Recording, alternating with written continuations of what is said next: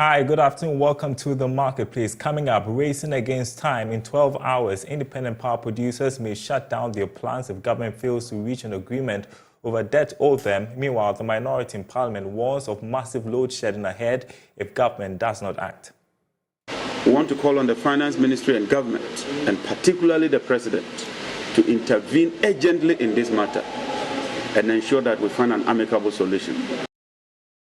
Also coming up, consistent hikes in the prices of bread push bakers out of business as patronage dips. So if you have to go for a piece of bread or a loaf of bread for 20 cedis, 20 cedis alone for bread, hello.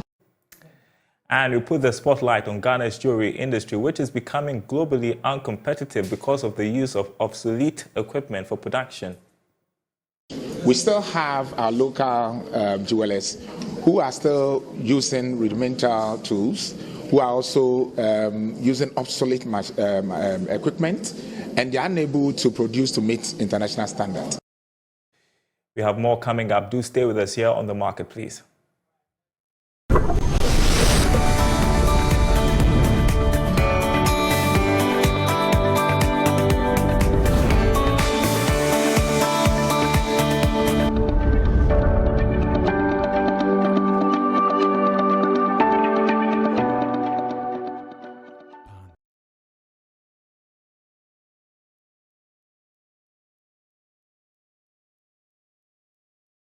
My name is Daryl. Thanks for staying with us, everyone. In 12 hours, the independent power producers may shut down their plants if government fails to reach an agreement with them.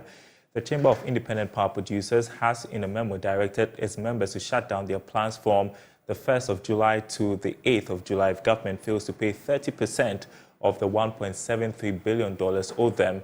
Meantime, the minority in Parliament is sending out a passionate appeal to the independent power producers who have threatened to shut down their plans from doing so. Let's listen to John Paul, who is minority spokesperson on energy. Indeed, the Mines and Energy Committee met the independent power producers over the weekend. The situation is indeed dire. We are on the brink, and if nothing is done, the independent power producers will shut all their plants, bearing in mind that these IPPs constitute about 70%, to be specific, 67% of thermal power produced in Ghana.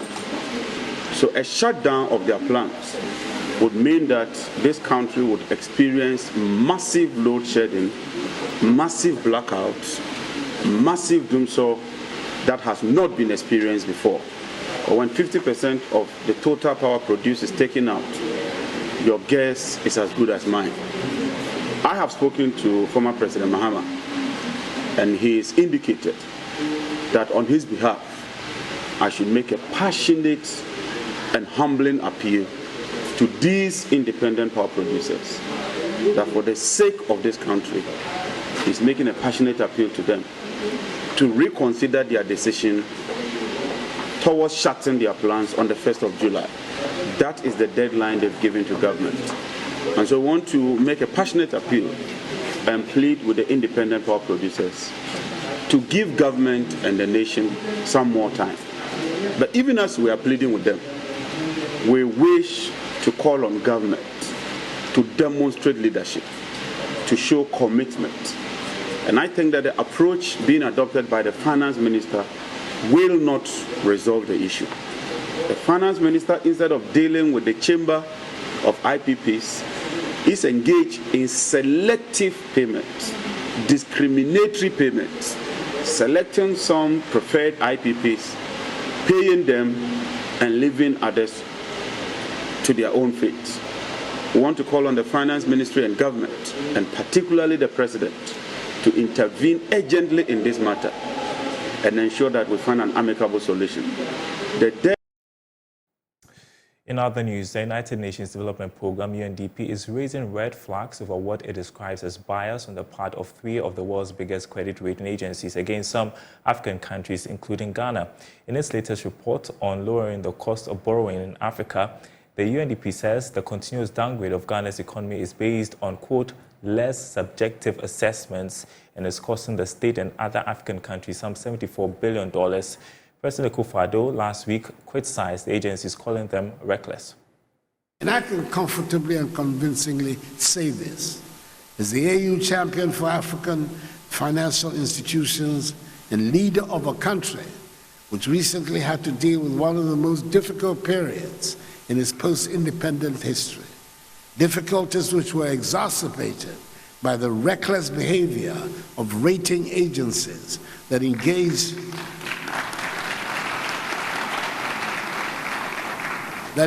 in pro-cyclical downgrades, shutting Ghana out of capital markets and turning a liquidity crisis into a solvency crisis.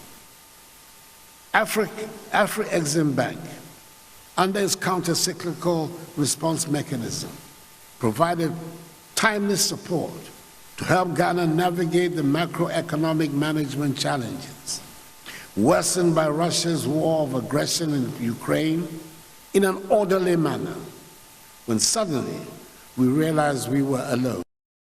That was last week at the Afri-Exim Bank AGM. Meantime, Foreign Affairs correspondent Blessed Suga has an exclusive interview with Ahuna Ezeakonwa, the regional director of the UNDP, who sheds more light on the report. So that's an issue, but there are ways to make finances cheaper for the continent. That's something we have to look at, and we've been looking at it at UNDP. For instance, we just did a study on the cost of borrowing and the credit rating bias that puts African countries at a disadvantage. If we can deal with that, you save $75 billion a year for just 16 countries that we surveyed. Are you saying this is becoming a reality? Because our president raised that during the Afri-Exim meetings, where there's this continental push for our own standards and ratings. Is that the solution to the problem? That's part of the solution. I mean, you will always have to participate in the international rating agencies because they have a standard. Because we can't do without them. Exactly. Yeah. But I think that you can influence how they rate Africa, and it comes back to the perceptions. A lot of it is really perceptions. I mean, there are facts and there's a reality that you have insecurity in some cases and you have foreign exchange volatility in other cases. Yeah, don't get me wrong. There are reasons why all of these ratings are as bad as they are in some cases. But, it's not taking into account all the data, and it's also not always objective. Some of it is subjective. We know that there is, this country, Ghana, is surrounded by countries that are in violent extremism situations. So it must be risky, to invest in Ghana. No, don't do that. Take Ghana in its own right in terms of what it has to offer and what its potential is, and do that rating based on some objective data. Well, next, the Pan-African Payment and Settlement System says although the focus of its framework is to increase cross-border trade with the use of local currencies, it will be a gradual process for a full rollout to materialize. As a pillar of the African Continental Free Trade Area, PAPS is seeking to create a platform that will wean the continent off the reliance on the US dollar as forex, which currently identified to cost $5 million in capital each year. Now, speaking exclusively to JoyNews, John Bosco Sebabi, Deputy Chief Executive, Pan-African Payment and Settlement System, says takeoff would have been a lot more easier if there was a common currency. PAP's focus and purpose is to increase trade in the African continent, intra-African trade, and yes, also using our local currencies. But it's a gradual process. PAPS operates on the basis of local currencies and also in terms of the speed of delivering payments. Okay, let me take a step back. There are 4 challenges of cross-border payment systems all over the world. We have the challenge of speed. A payment from Benin to Nigeria will first hit the US, hit the UK, and get here in 3 days or more. The other is cost, and the other is with all that trajectory, you lose transparency and also access. So PAPS offers all these challenges and solutions to these challenges. One, It's an instant payment system. Instant in that the recipient receives the funds in maximum 120 seconds. In the trials that we've done and today the transactions we've carried out, we've averaged 10 and below seconds. So the funds are there and they've been local currency. Now the challenge with the dollar you're talking about, yes, it is real because we've traded in this currency for quite a while. And the intention is not that we do away with it, but that increase and facilitate trade here. And how do we do it? We encourage the use of local currencies, and because countries have imbalances in trade, that difference is netted off. It's a net settlement system. The net is settled in dollars. So ultimately, even today, before we completely use our local currencies, countries save because they've been paying out at gross amounts. Now they'll be paying net amounts in dollars. So there's a substantial reduction in what they pay out. We're talking about what your target is, because in Africa we know that annually over 5 billion is being lost because of these transactions that go out of the continent and then get back to us. But the question about the approach, where we should have been starting from, many experts say, and you can share your side and where you stand on this, that we should start with a common currency. At least that will unify the continent before we have a common, payment and settlement system. You agree with that approach? It works in different ways, and probably that can work as well. However, if you look at where we are and where we started from as African countries, we are independent countries. We have 41 currencies to date. So, and we also have certain stages of economic integration that we need to go, that usually we go through. There's a preferential trade area, there's a common market, and so on and so forth, until we get the monetary union. Now, given where countries are and how they want to integrate, then you can introduce the common currency in the beginning or in the end. This would have been easier if we started off in 1963 with one currency. When countries have not established currencies, then we begin one. This is what's happening in the Bissau region and the rest. That was done. However, where we are now is we need to, one, transact in what we have. There's so many fundamentals that we need to be able to reach a monetary union. This is a process that even Europe went through. We target one that was using different currencies, and eventually they came to one currency and one payment system. So it depends on where at what stage we are in terms of trade, in terms of economic integration, and all that. So what we're pursuing is close to similar what was pursued to in Europe. We have one payment system that builds one common currency. But you concede that a one currency policy would have made your work much more easier? Well, it depends on when it would have been introduced. It could make the work easier if it was introduced in 1963. Maybe, probably wouldn't even be here doing this kind of thing. But if it wasn't done then, we just need to do it.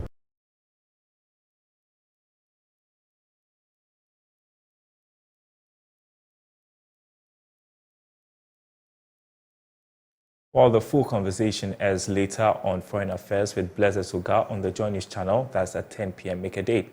Now, there are indications consistent increases in the price of flour and baking products are reducing patronage in some parts, patronage of bread in some parts of Kumasi.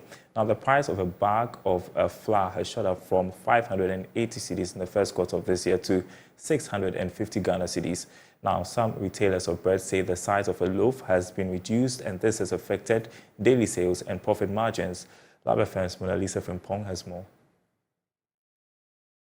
A bag of flour which sold at 580 Ghana cedis in the first quarter of this year currently sells at 650 Ghana cedis. Prices of other raw materials such as margarine, salt, milk, sugar, eggs have equally shot up. The price hike is pushing most flour users, especially bakeries, out of business. Some bakers say they now use small amounts of some ingredients and essential additives in baking bread. This, they say, has affected the quality of bread on the market. One, sikani system nimu. Ana pano so ye diani biya ya kona diani. Yeto e de so komso. Nti imagine say ubeyi be say 30 cedis 40 cedis akoto bread abra uyi se sika na bi ebetimi ato bayire ana se bi ebetimi ato mori ana se bibisa ma wo modi amen be na dey beto bread. The situation is affecting some consumers of bread who say they now patronize other flour products aside bread. Bi ebetimi ato pan no fu bu kakra bi ni na asa se de we o musi kese no o mate so enintia na ne den so ko no ma no mo de ye no o matete so eni ntamaji ni sugar na ekosua na mo de frafra no matete so nipa ni gumu ahoro still ebi de ede still ebi nso de enye ene nipa na mo nso ayeye pan no nsese obeyi ne yem no aye ne ye no onye ne sa esa ne sika ne mfa so bumu a wo penti obeye ne biala no nso ni se ye ya ye be dey ye beto na keze pan no first udi pan no to say yes mimi swa koda me ya be ma no abrante ye no pan no kumase ya na esi supa ginani Africa bunguru on a pan no the whole kumase utumi say esaya take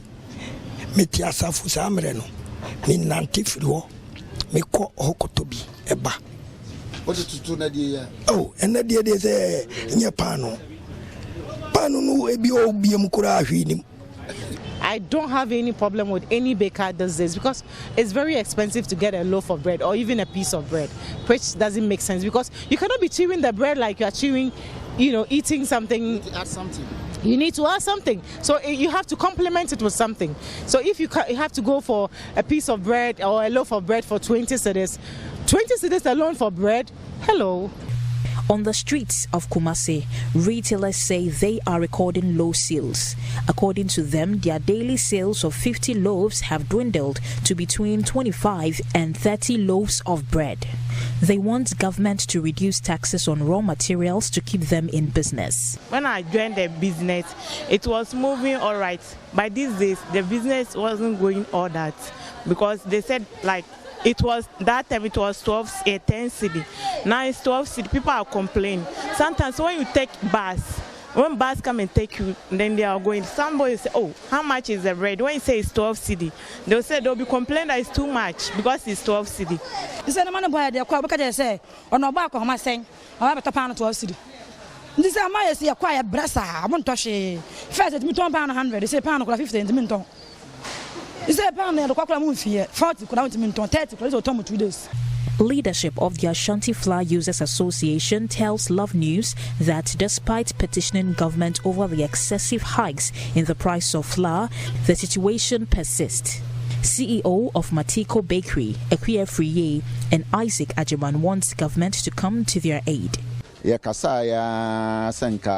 Esamono baby kono free be 120 2020 na 120 na ko ya kodu 600 ye kasa anwa ne ka ye stress aban betumi aye hu bibi aman ba ye pem ya ko Minister of Trade wo Accra nyina de ko ye hu ye ne se efi last year October na aba December no mu ne de price na omo ante so ebo no nso a among Fabian County maintaining standards be pim say do January. Intina empire born say sany economical situation is say in Tinka ye by January yanka ebi ambati ase na mo atiso aman. But say I bro January months no ya sign increasing in premium sa a cost 620 630 na say I ka say 650.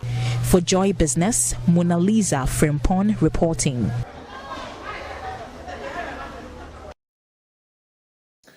Well, still in the Ashanti region, Amenfiman Rural Bank is increasing finance into micro, small, and medium-scale enterprises to create job opportunities in its catchment. Over 25,000 business owners are captured under the bank's microfinance scheme, benefiting from over 154 million cedis disbursed in loans to the sector. Chief Executive Officer Dr. Alexander Asma explains the bank continues to offer business advisory services to these enterprises to ensure they stay afloat. Nanaya Ojima was at the bank's annual general meeting and filed this report. The Amenfiman Rural Bank is helping build local economies through support for micro, small and medium-scale enterprises. Already, the bank is targeting productive sectors of the economy to grow its revenue as the domestic debt exchange program takes a toll on some investment opportunities. CEO Dr. Alexander Asma explains. The most safest investment that we know in a country is the government bonds and securities. And now that is not too safe, as you are aware, because government has declared its inability to pay its commitment on bonds. And now the only window left is the treasury bills, which also must be managed carefully. So as a bank, we are strategically positioning ourselves to push our funds into the hands of productive sectors of the economy. The bank's 2022 annual report indicates a profit margin of over 8 million cedis, 10.4% higher than the amount recorded in 2021. Total deposits grew to over 557 million cedis from 401 million cedis. Total assets also went up by a variance of 159.3 million cedis, a 38.6% increase over the previous year. Operating income and investments grew by 25.4% and 11.4% respectively. Cash and bank balances increased to 173.9 million cedis, representing a significant growth of 232.5%. Dr. Asma says strategies to help businesses recover from the COVID-19 pandemic shocks have yielded satisfactory results. And this year looks even much better. Our first quarter results was amazing. Our second quarter result is also looking extremely good. And I'm sure that this year is set for a very good performance because we are focusing on the financial intermediation, which is the core of the bank's business. Meanwhile, the bank's present loan portfolio at the end of the year was reduced by 914,000 cedis due to a change in focus to a short-term lending. Dr. Asma says the strategic change has allowed for more businesses to benefit from the support. So because of the shift from a long-term lending to a short-term lending, the portfolio had a shift. Because then you see that the long-term facilities like 5-year tenure facilities or the 3-year tenure facilities are now giving way for short tenure facilities like 1 year, 6 months, 9 month facility. And that is what has resulted in the slight reduction in the portfolio. For JoyNews, Nana Ojima reporting. Now, how do local jewelers and goldsmiths use obsolete equipment to produce ornaments of high standards to compete globally? That is the bane of artisans in jewelry production, which puts them at a disadvantaged position in meeting international standards. But the Metals and Jewelry Department of the Integrated Rural Art and Industry, KNUST, is on a mission to change the narrative in the Ashanti region. Here's more in this report. There is a gap between local jewelers and industry. This has affected the standard of products produced to meet international needs. Head of Department at the Metals and Jewelry Department of the Integrated Rural Art and Industry, KNUST, Professor Ebenezer Kofi Howard, says to bridge this gap, industry players are conducting series of training for jewelers to compete in their competitive business environment. He was speaking at the Maiden Jewelry Training Conference in Kumasi. And things have changed. We still have our local jewelers who are still using rudimental tools, who are also using obsolete equipment, and they are unable to produce to meet international standards. I think the clarion call is on all of us to come together to train. KNUST, we are training jewelers for the industry, and so we are very much concerned about the quality of products that we churn out every year. Unfortunately, the collaboration has not been that good with industry, and so we are coming together to also add our quota to the training of local jewelers to enable them to be able to come apart with what is happening internationally. As the world moves to digitalization, goldsmiths and jewelers are advised to take advantage of social media in marketing products. Judy Graham is Chief Executive Officer of Rapport Services. Well, we expect that after the training, they'll be able to market themselves worldwide. That's the whole idea. You know, the fact that Ghana is a gold-producing country, and unfortunately, for years, we've been sending our gold raw out of the country. has to cease. One of the problems we faced is that when people want to buy jewelry, there's no one-stop shop where they can go and find everything there. We're trying to change that. The Korle Klote Municipal Assembly in Accra are collaborating with the Jewelers Association of Ghana and other stakeholders to put up a gold emporium in Accra. Mona Lisa Frimpong reporting. And finally for us this afternoon, an opportunity to work in Anglo Gold Ashanti Obuasi mine remains an aspiration of many residents, especially indigents of Obuasi. But the introduction of an apprenticeship program by the mining giant to train the youth in its Adansi catchment with entrepreneurial and employable skills appears to have changed the narrative of residents wanting to work in the mines at all costs. My colleague Ohemi Teria reports some residents, including women, are taking advantage of free training provided by Anglo Gold Ashanti in trades such as welding, fabrication, and auto engineering to change their lot. The suspension of operations at Anglo Gold Ashanti Obuasi mine, which until now employed thousands of residents, adversely affected the economy of Obuasi, bringing the economy on its knees. It explains the saying that Obuasi is the mine and the mine is Obuasi. But with the resuscitation of the mine, following the launch of the redevelopment program in 2019, life has since returned into normalcy. The dream of many of the teeming youth in Obuasi is to work in the mine to better their lots. But the introduction of the apprenticeship and entrepreneurial programs means residents waiting to be employed can acquire skills at no cost thanks to AGA's benevolence. This forms part of efforts by Anglo Gold Ashanti to develop resilient and socio-economically self-sustaining communities in its catchment in the next 10 years. At least 230 youths in Obuasi are benefiting from this scheme as they receive training in dressmaking, welding and fabrication, among others. One of them is Vera Akomia Ajimai, a former restaurant attendant undergoing training in welding and fabrication. Even if I didn't get chance in the mine to work, I can open my own shop and work there.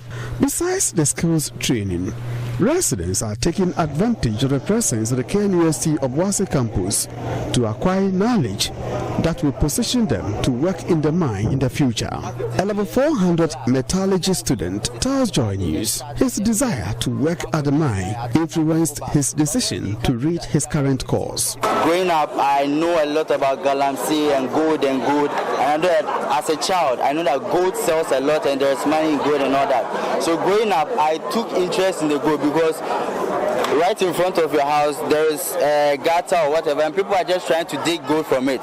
So I actually wanted to be a geological engineer, but then God knows best. I chose geology as first, metallurgy second, because metallurgy is also related to the gold processing. All right, and that's our program this afternoon. Thanks for watching. More news on our website, myjoyonline.com/business. Our top story there, AFDB teams up with airplane manufacturers, Airbus ATR to boost African commercial aviation. myjoyonline.com/business. The day's latest stories over there. My name is Daryl. Thanks for watching. Enjoy your weekend.